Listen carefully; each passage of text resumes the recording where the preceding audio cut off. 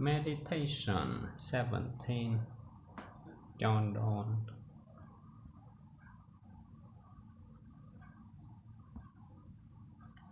Nunc lento solitudicunt Morieris. Perchance he for whom this bell tolls may be so ill as that he knows not it tolls for him, and perchance I may think myself so much better than I am, as that they who are about me and see my state may have caused it to toll for me, and I know not that. The Church is Catholic, universal, so are all her actions. All that she does belongs to all. When she baptizes a child, that action concerns me, for that child is thereby connected to that head, which is my head too, and engrafted into that body whereof I am a member. And when she buries a man, that action concerns me. All mankind is of one author, and is one volume. When one man dies, one chapter is not torn out of the book, but translated into a better language, and every chapter must be so translated. God employs several translators. Some pieces are translated by age, some by sickness, some by war, some by justice, but God's hand is in every translation, and his hand shall bind up all our scattered leaves again, for that library where every book shall lie open to one another. As therefore the bell that rings to a sermon calls not upon the preacher only, but upon the congregation to come, so this bell calls us all. But how much more me, who am brought so near the door by this sickness, where there was a contention as far as a suit, in which piety and dignity, religion and estimation were mingled. Which of the religious orders should ring to prayers first in the morning?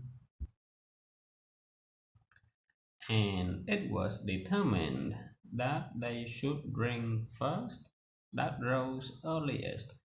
If we understand aright the dignity of this bell that tolls for our evening prayer, we would be glad to make it ours by rising early in that application, that it might be ours as well as his, whose indeed it is.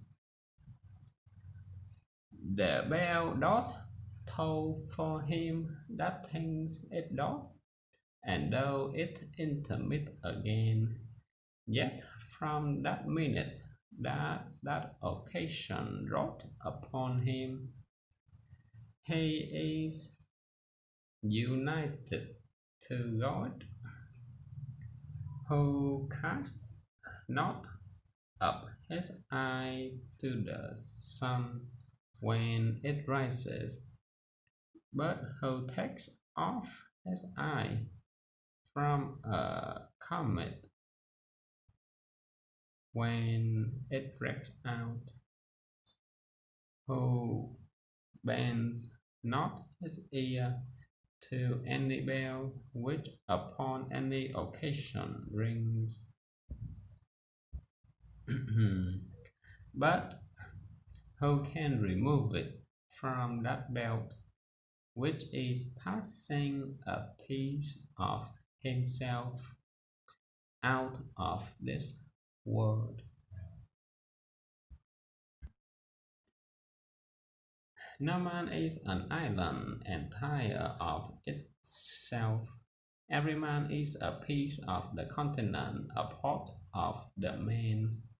If a cloud be washed away by the sea, Europe is the less, as well as if a promontory were, as well as if a manner of thy friends or of thy own were. Any man's death diminishes me, because I am involved in mankind and therefore never sent to know. For whom the bell tolls, it tolls for thee. Neither can we call this a beginning of misery or a borrowing of misery, as though we were not miserable enough of ourselves, but must fetch in more from the next house in taking upon us the misery of our neighbors.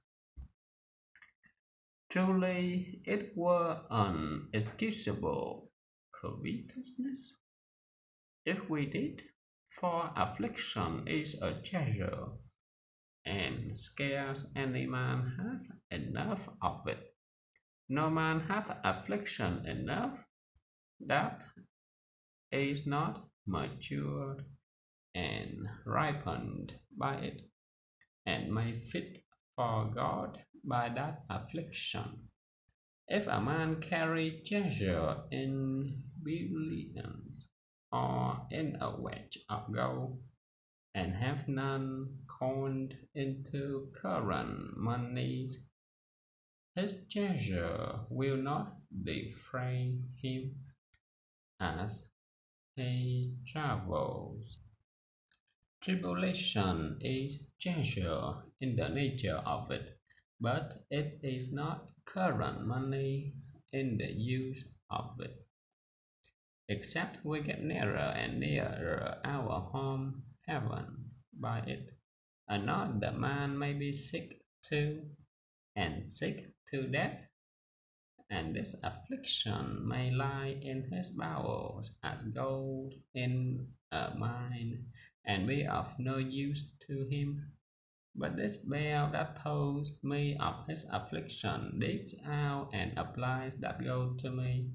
If by this consideration of another's danger I take mine own into contemplation, and so secure myself by making my recourse to my God, who is our only security.